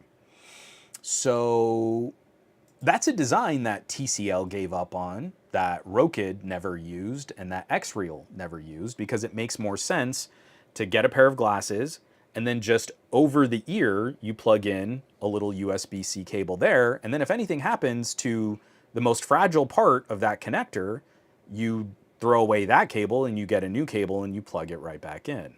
But Lenovo is getting all of this press, and a bunch of journalists are coming out like, hey, I'm trying these things out, and they're kind of, isn't it kind of cool? You put the glasses on your face and you see a giant version of a TV. Isn't that awesome? 2020. This tech has been functional and has been practical since the end of 2020. I got to test drive the TCL Nextwear in 2021. Took it on a road trip, and then I also used it just around my house during like some of the scariest times of the pandemic, you know, sort of into the second year of the pandemic. And we were just starting to try and do things like maybe we can drive to New Mexico. New Mexico is a pretty empty city. There won't be a lot of people to bump into. And so I'm showing people these experiences back in the end of 2020 and the beginning of 2021. And every time you put them on someone's face, there is a reaction. People have never seen anything like this before. But I hold tech reviewers and tech journalists to a slightly higher standard. And I shouldn't, but I do. So we reference these things like, oh, someone used the X-Real glasses with their Steam Deck, and I guess that kind of worked, but now Lenovo has made some glasses. So now it matters because we can keyword a much more popular search term. Way more people are going to look for Lenovo things than X-Real things. So now we can make more money talking about these glasses. I gotta say, I have not tried them. So this is just by looking at the spec sheet, and normally I would condemn what I'm about to do. But I have been very passionate about my Rokids and very passionate about my X-Reels in the light of so many other techies saying, no, but they're sort of dumb. Like that letter that I got, or not letter, that comment that I got that I turned into a mailbag post. Oh, you shouldn't call these things AR glasses. You're a huckster, you're a fraud. Well, now Lenovo's doing it, and people seem to think that's kind of nifty. So these are the Rokids. The Rokids are going to be more expensive than the Lenovo Legion glasses, and probably by around $100 to $150, depending on region, distribution, blah, blah, blah, blah, blah. The Rokids have a wider field of view, so it's the same resolution, but on the Rokids it's spread out, filling more of your view. So depending on what your needs are, the Lenovo Legion might be better for your needs. It's going to be a smaller field of view. It's going to occupy less of your vision, but it's going to be the same resolution in a smaller space that might help with text, with clarity, fine details, things like that. But if you're talking about a slightly more immersive experience, then the Rokids are going to give you that wider field of view. The Rokids are going to be more expensive, but they also have built-in diopters. So you can fine tune, if you're nearsighted, you can fine tune the experience without having to add lens inserts so that you can better focus on the content that's being projected out in space in front of you. And both of these are going to have options for people who wear glasses that you can put lens inserts for seeing out through the glasses. That's kind of a wash. But then the biggies, they're both 1080p glasses, but the Lenovo Legion are going to top out at 60 hertz, whereas the Rokids can crank to 120 hertz. So depending on what you connect these to, you can get even higher frame rate qualities out of the Rokids than you can out of the Lenovo Legions. So we're talking about headsets for gamers. It might matter to a gamer that it's not just Lenovo Legion on the side. Oh, Legion, that's the gaming brand for Lenovo. That must be for the gamers. But gamers care about things like high refresh rate displays and being able to game at 120 hertz and being able to take like an HDMI cable easily, plug this into a USB-C port, pop it into a gaming laptop or a gaming desktop, and maximize the frame rate on these in a way that they wouldn't be able to do on the Lenovo Legion glasses. So I'm positive, I'm really excited to see a bigger player release something in this space. Lenovo is a very big player in consumer electronics, and they've been they're a tip of the spear company when it comes to things like modular computing systems, flipping foldable displays, hybrid tablet laptops, and they've been playing with AR in a number of different flavors for a while now. It's only a good thing that Lenovo will be able to shine some light on this consumer space. But the options that are out there from TCL, from Rokit, and from Xreal, so far I kind of think like they're all better than what Lenovo has put out. I need to get a pair on my face. I need to try them. I'm only talking from the announcements and the tech specs. That's the worst way to kind of armchair review a product. But they don't look better. And they look like they're making some of the early mistakes that I feel TCL made back when these glasses were like $700 or $800. Now, the most expensive options are just under $500. The Xreals are just under $400, and I think Lenovo's aiming for like $299, I believe. So we'll have to see how all of this stuff kind of aligns and fits together. But I just like, this is what kills me about the state of our tech industry right now. So many people have been kind of shrugging these off. And I've been trying to tell folks, like, until you get a pair on your face, you really don't know what they're like. And it's kind of cool. I mean, this is something fresh. Oh, but it's not ready, and it's not real AR, and it's too expensive, and it doesn't do enough. And you're like, no. If you get a really nice portable monitor, that can be between $200 and $400, depending on OLED and resolution and refresh rate and all that fun stuff. So if you add, I mean, it's a premium. This is a premium over a portable monitor, but you add about $100, and what you get is a portable monitor that can easily, kind of just wear on a shirt or fit in a shirt pocket. You can carry it very simply. This is your container. If you really want to protect it, you've got like a little sunglasses case that you can fit them in. And then on top of that, now they're offering even higher refresh rates. They're offering sensors in the glasses that can do some basic 3-degree head tracking. And if you combine that with the right computing platform, you can create virtual monitors that float in space out in front of you. You can't do that with a portable display. If I take a portable display, like I've got one right here, I've got to carry something that's basically as big as like another laptop in my bag as compared to like a little pair of glasses that can fit in an easier case to handle and to manage. I can't use this on an airplane and connect it to another phone or a tablet or a computer. If you look at little tray tables on airplanes now, this is now not useful. And it really only becomes useful when I know I'm going to be sitting in one place for long enough that it's worth the effort to take this out of my bag and set it up. Like I go to like a coffee shop and I'm going to be there for hours, then I can use this.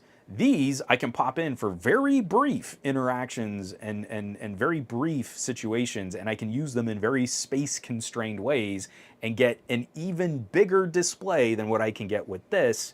And we're talking OLEDs, 1080p, same resolution. This is handy. This is proving to already bring a benefit. And that's what has been so galling and so frustrating. So when I wrote that reply to the guy who called me a huckster or a fraud, it was one of the reasons why I kind of felt I needed to reply to that. I believe these are already bringing a tangible benefit today. You plug them into a game console, you plug them into a laptop, plug them into a phone.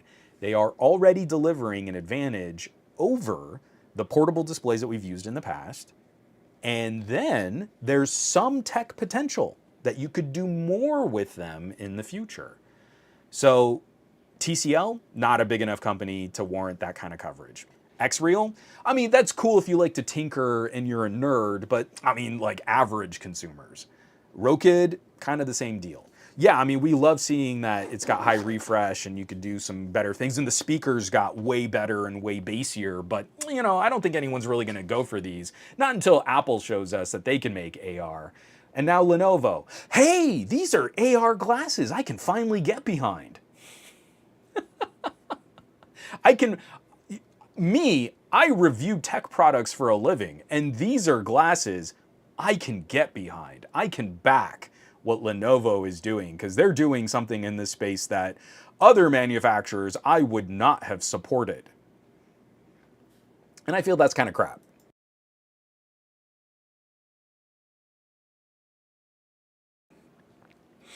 Yeah, JJ, TCL is a TV company. Like, the company that makes displays, you would think, yeah, they probably make some pretty good face displays. Yeah, Coppa Cash, I am not fashionable at all. The glasses fit nicely in your cargo shorts. Accurate. Yeah.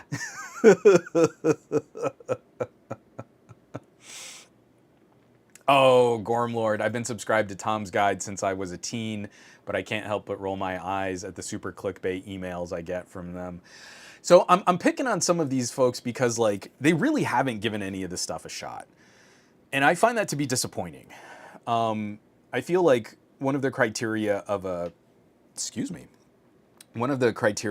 tech reviewer that I would like to follow is an active curiosity in what's going on in the tech scene.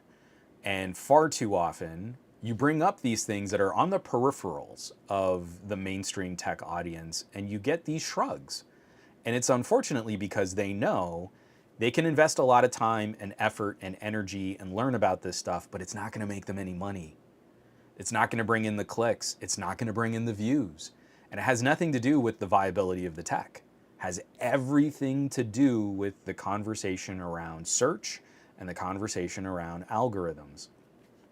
So then a Lenovo steps into this space and we can finally take this seriously. Apple shows off a $3,500 mixed reality headset, and it's a shot in the arm to VR, even though it hasn't actually even shipped to anyone yet. And this is really the corrupting factor of how platforms have ratcheted control away from the content creators and the reviewers and the editorialists and the journalists. Now you have to weigh in the back of your mind, do I want to spend time covering this tech? Because if I do, I know I'm not going to make more money on it. Let me tell you, these videos don't do a lot of traffic, and the best way to get them to do traffic is to play games. Like, there's a video out there, I think it's about the Xreal, where it's like the Apple AR glasses demo video. And if you go to YouTube and you search for Apple AR glasses demo or something like that, you're going to get a decade of videos talking about how Apple's going to make AR glasses. But you're going to find a few videos featuring Xreal and Rokid. Apple has nothing to do with this space. This wearable, slim, sleek frame face display kind of product, Apple has no toe. And Apple actively makes a lot of their products hostile to those kinds of accessories. But you're going to have YouTubers and commenters. Oh, I wish I need Apple to make this. That's literally the title of a headline that you're going to find because they put Apple in the title of the video. It's going to do better, they will make more money. And that grossly misrepresents the influence that Apple has on the market and what these competitors are capable of. And it just continues to reinforce the idea that you should wait until Apple makes the product for real. This was a fun little thing to play with, but you should wait until Apple does it for real. Then it's a product you can get behind. Then it's a product you can really support. And all this time, people could have been playing with this stuff now. Since the end of 2020 and the beginning of 2021, these face displays have been practical examples of augmenting your reality. And that's the other thing that I think needs a huge course correct for education. You say augmented reality, and a lot of folks, especially techies, are going to start whinging on about fully realized location and spatial aware cyborg, Iron Man, Terminator, RoboCop vision, where everything is detailed and recognized and data connected and maps are graphed out in real space and my turn-by-turn directions are painted onto the road in front of me. That is the most science fiction realized concept of augmented reality. And that's what like Microsoft HoloLens is trying to do.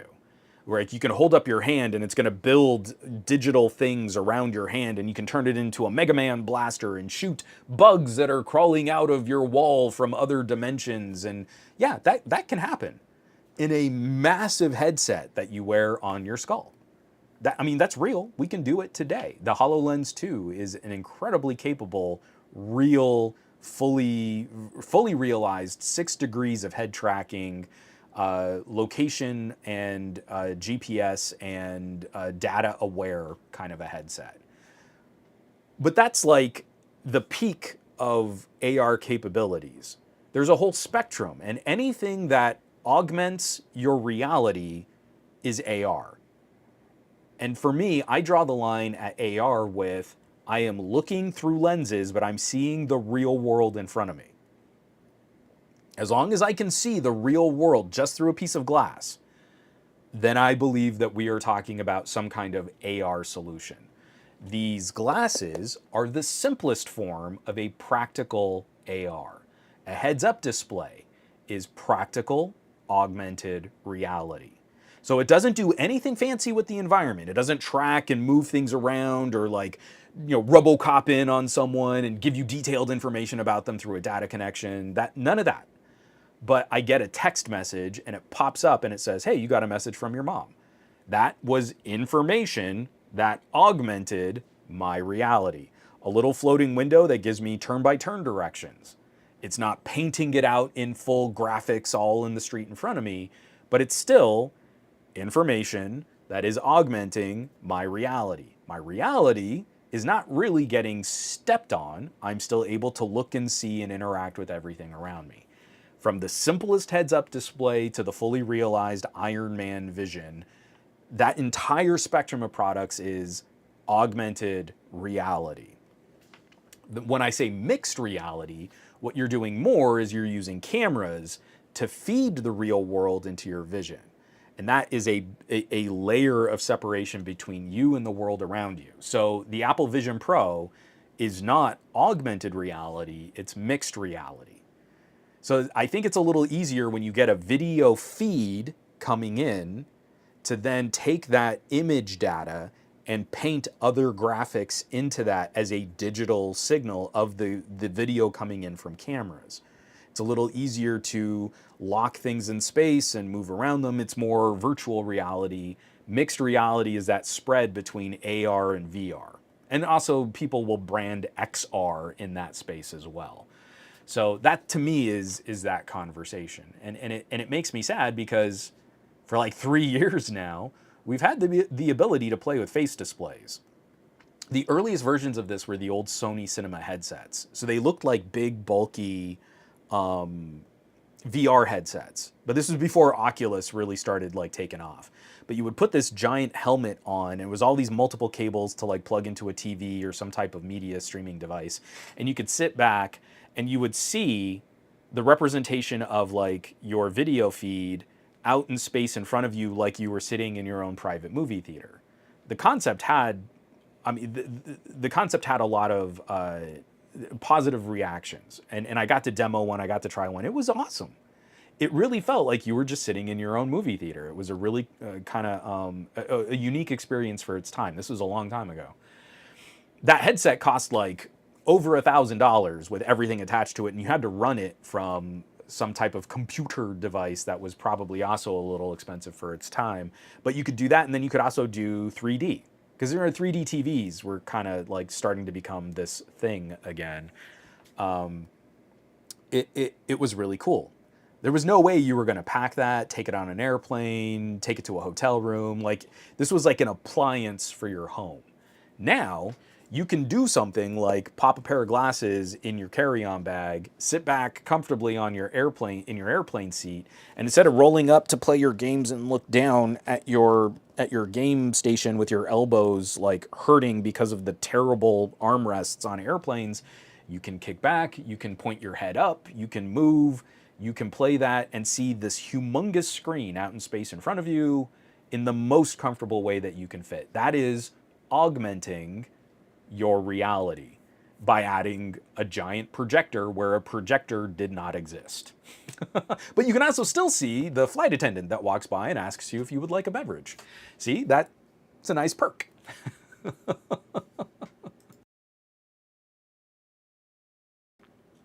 Yeah, Dave Burns, you can miss me with 3D TVs too. So anyway, apparently AR glasses are a thing now, folks. So get out there and check them out because they're real and we can support them now. I want to wrap up as we get into kind of the last 20 minutes of the podcast here. Sony Xperia 5. Who wants to talk about Sony's little mini phone? I've pulled up the specs here on GSM Arena. I do not have one. And that is part of the concern I have with Sony's strategy this year. We've got a cute little 6.1 inch, but very, very narrow screen device. So this is roughly coming in a smaller width than a phone like a Galaxy S10e. But a 1080p, 120 hertz refresh rate, OLED, HDR10 support, also boasting the Snapdragon 8 Gen 2. It's getting the new main camera sensor from the Xperia 1 Mark V. That is a very exciting camera sensor to play with, but it is losing the telephoto.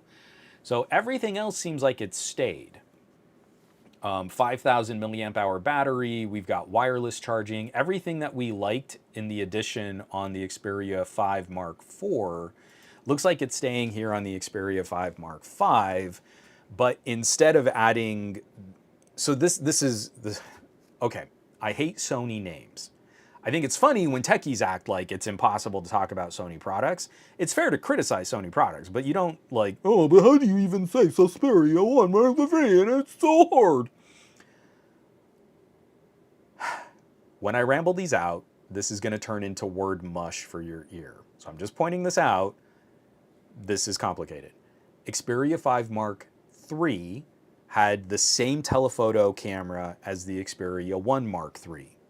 Xperia 5 Mark IV had a different limited telephoto compared against the Xperia 1 Mark IV, and now the Xperia 5 Mark V has no telephoto camera, where the Xperia 1 Mark V has that really beautiful zooming optics. Like, it is an actual zooming telephoto camera, lens, and housing.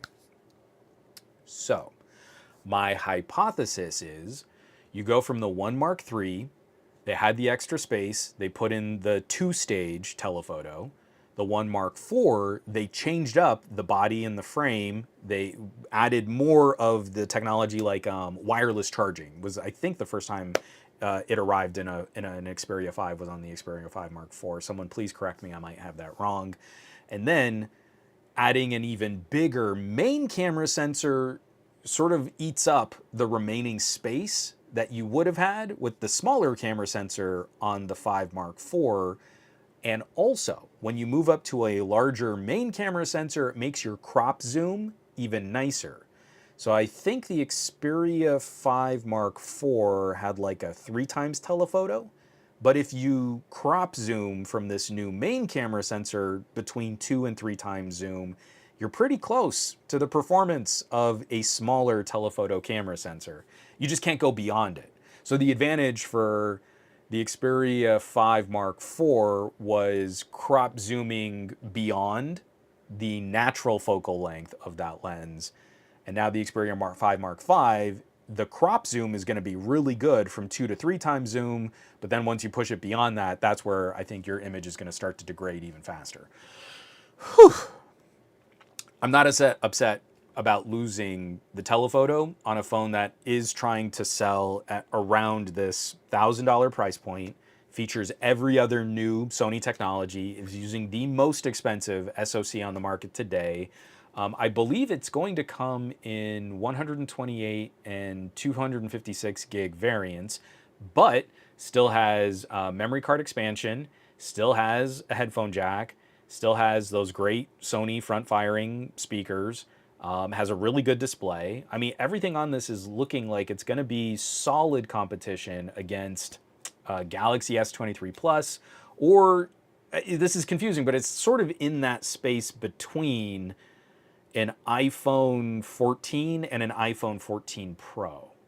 Like, it's too expensive to really say the comparison against is against an iPhone 14 unless you bump up the storage. But it's got some capabilities on it that give it features and performance that would nip at the heels of the iPhone 14 Pro. Like, again, 4K video recording at 120 frames per second. That is something that an iPhone 14 Pro cannot do. And I still point to that as the most beautiful slow motion footage that you can create from a mobile device, and it makes your family videos look ridiculously stylistic. Lex is running through a zoo and playing, splashing in water fountains, and it's so incredibly crisp at a data rate that would shame most other phones, and it's in this gorgeous slow motion that could be edited directly on the device. You didn't have to take it to a desktop to get that job done. It is really lovely shooting with 4K 120. Also, the improved selfie camera and some of those other features. So I'm very positive on the phone. I feel like there's a small bummer in losing the telephoto camera, and everything else is the same or better.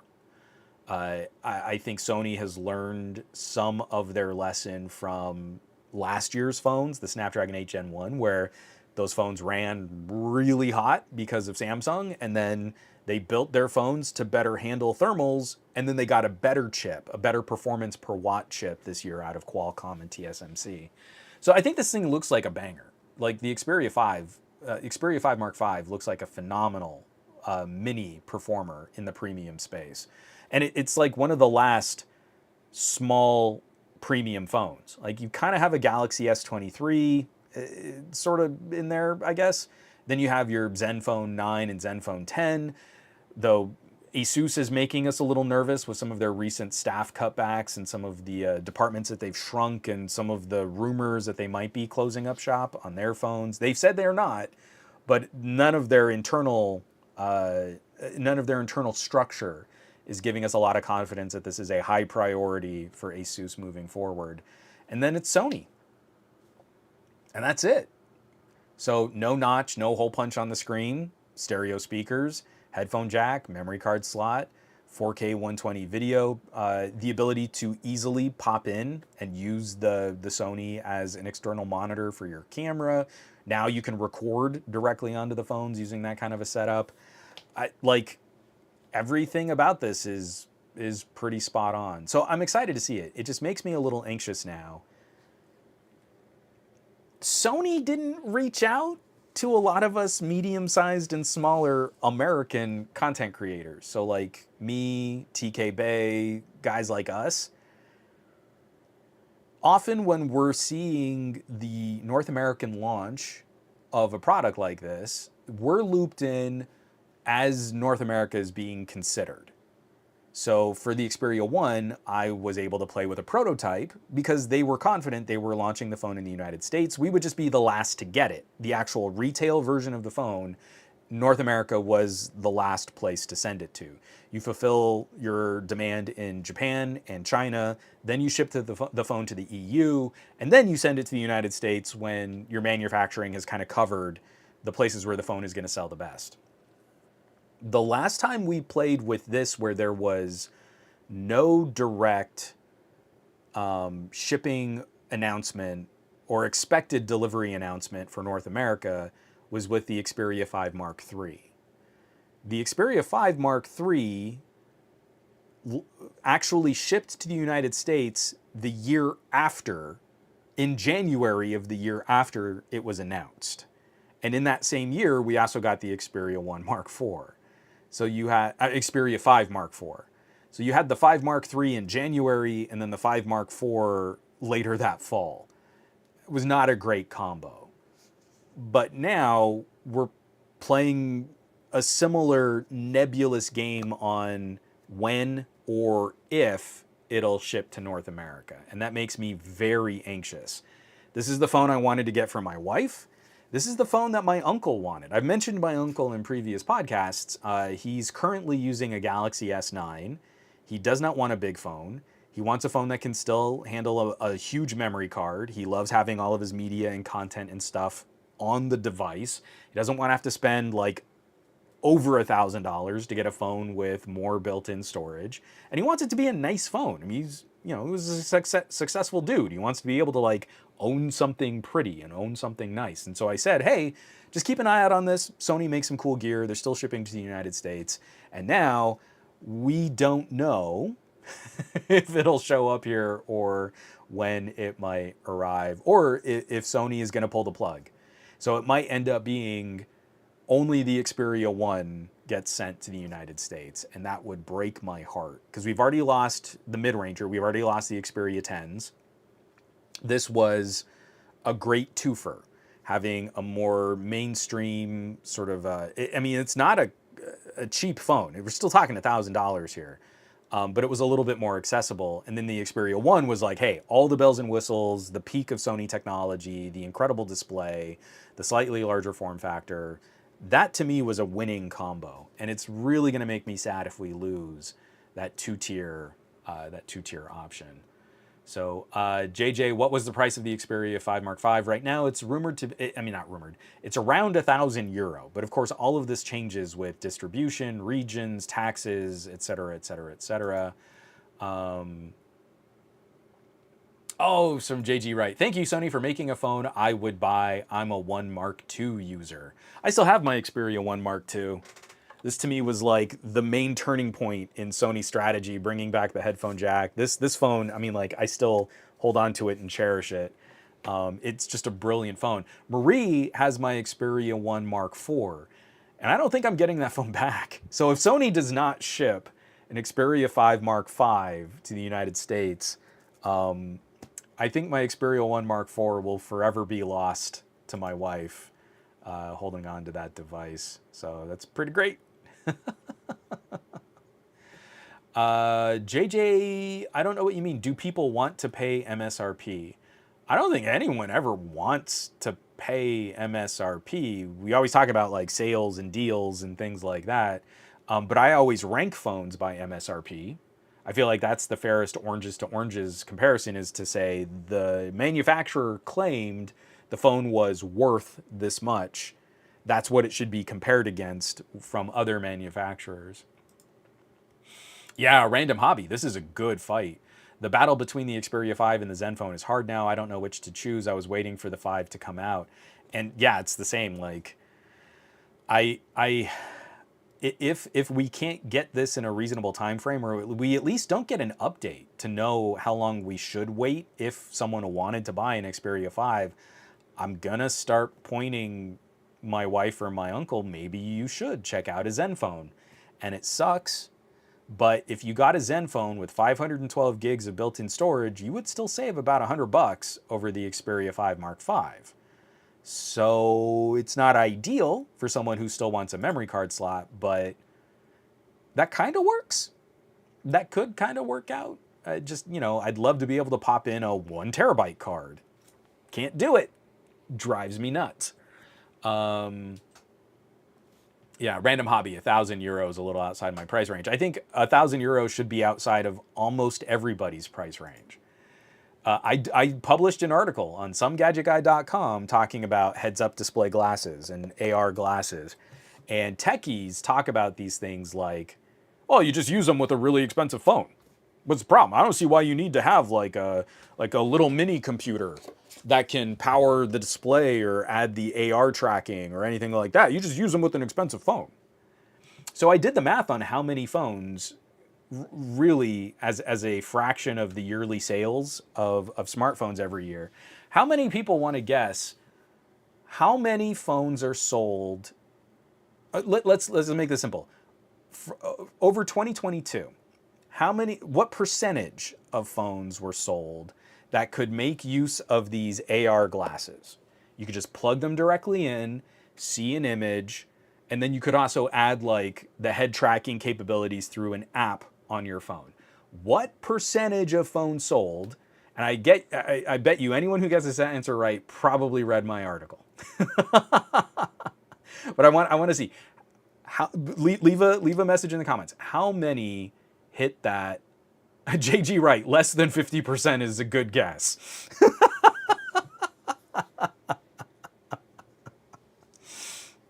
But I want you to think about every manufacturer that makes a smartphone or a series of smartphones, makes a premium smartphone, makes a smartphone that has features that can do things like output video. And just how many do we think? Dave Burns is saying 12%. JJ's saying 5%. Let's see if anyone can get close without going over. Onscon read my article. Awesome Possum, I didn't read it, but I'm guessing less than 15%. Gormlord, whatever Samsung sells pretty much, at least for the US. That's not true, Gormlord, you're way off. Malika's saying 5. So those of you saying 5%, you were close, you didn't go over. Onscon read my article. 7% of phones sold in 2022 are capable of using AR glasses without extra accessories, battery packs, connectors, adapters, or any other kind of equipment to facilitate. You plug in the cable, you see an image, and you can do some of the basic AR head tracking. 7%. And that's me being generous with some of my assumptions on the market. And for Gormlord, you're saying like, oh, well, whatever Samsung sells must be doing it. But remember, only Galaxy S phones have video output, and only the Z Fold has had video output. So years of the Z Flip didn't count. Only now the newest Z Flip even has video output to be able to use something like this. Apple devices cannot power these headsets without adapters and battery packs, and Xiaomi devices. So the third place manufacturer by brand name, only one phone in the history of premium Xiaomi devices has finally added video output, and that's the Xiaomi 13 Ultra. I have my Xiaomi 12S Ultra. I bought this for $1,300, $1,200.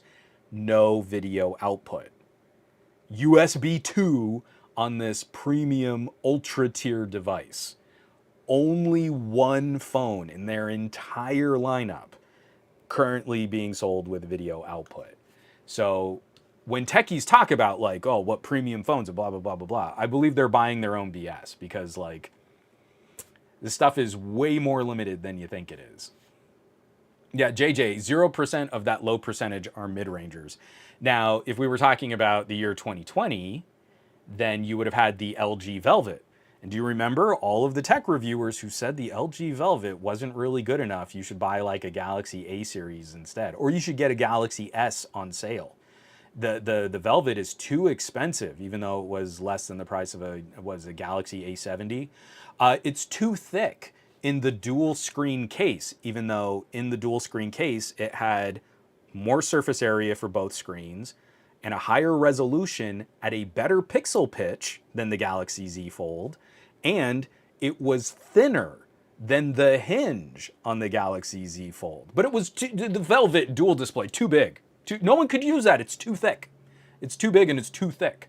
And that phone had a headphone jack and memory card expansion and a really nice 1080p display, and it had video output, and it had a desktop mode. Had LG Screen Plus, which was almost as good as DeX. And that's, to date, the last mid-ranger that could have used all of these features. Before that, I think it would have been the BlackBerry Key 2. BlackBerry Key 2 had a mid-ranger SoC, but BlackBerry supported video output through the USB-C because a business person might want to or need to run a presentation from Microsoft PowerPoint on their phone, and they could set it up and you would send out an alternate video of just the presentation, and you would click through your slides on the phone and you could set that up. The BlackBerry Key 2, I think, was one of the only other mid-ranger SoC devices that has had this kind of video output. And again, look at all of the people who are like, oh, it's not good enough. You need to make it better. Just make it like a Samsung. And then I would like it, but I wouldn't buy it because the Samsung has a Samsung on the label. And that's what I care about, is that I'm buying a Samsung. So yeah, that's where we're going to wrap this up. Me doing my dopey tech guy voice. Yeah, Key 2, I really miss. You know what? I've got the Key 2 in red. I should pop it back out, throw my SIM card in it just for a little nostalgia piece, because like, I've played with some of the Unihertz and stuff like that, but they're just not the same. And that Key 2 was such a brilliant communicator. Like a good camera, the screen is miserable for gaming, but like, man, you just want to like just get through your messages and deal with your emails, and then have all of these keyboard shortcuts to like call people and launch apps. And it's just such a, sorry, I'll save that for a future video. Yeah, JJ, RIP BlackBerry. It kills me. We had something really special there. And Dave Burns, always wrapping it up, being salty about LG. I love it. Lampros, is it time for a match of J Estris? We should plan another just like gaming day. I'm gonna set it up on the Patreon. We have not done a game night in a while, and I would like to just do something silly, like break out some Jaxbox games and just get goofy, and maybe I'll pour myself a double bourbon and you guys can make fun of me or something like that. And I think that would be a lot of fun. So stay tuned on that. I'm gonna put out a message on the Patreon about setting up a game night. And I need to make these more regular because it was really fun just jamming some Tetris. So folks, let me get this over the way here. Everybody, again, especially folks in the United States, I hope you're having a lovely and wonderful holiday weekend, Labor Day weekend. And remember those who gave some pretty terrible sacrifices for you to enjoy the benefits and the lifestyle that we all have today. And for everybody around the rest of the world who isn't celebrating the United States Labor Day, you probably have been impacted by it slightly on how we put out content and how people take time off. I hope you're just having an awesome start to your week. This is the beginning of the week. We've got so much tech news coming up. We've got the last announcements from IFA that we get to check out. We're right on the heels of Techtober as companies are starting to rumor and leak all of the new gadgets that are going to be coming in the second half of the year. It's back to school. Kids are getting to play with new gadgets. Grown-ups are getting to kind of launch into new computers and laptops and tablets. It's really a good time. This is a really fun time that we get to sort of play with all of this next phase stuff, and we get to look at the year ahead and the year to come. So folks, I hope you have an amazing start to your week. I want you to do awesome with your technology. I want you to be awesome with your technology. I'll catch you all back here next week for another episode of the Monday Morning Tech Chat Show on the SGGQA podcast channel. Be safe. Take care. I love y'all. I'll catch you back.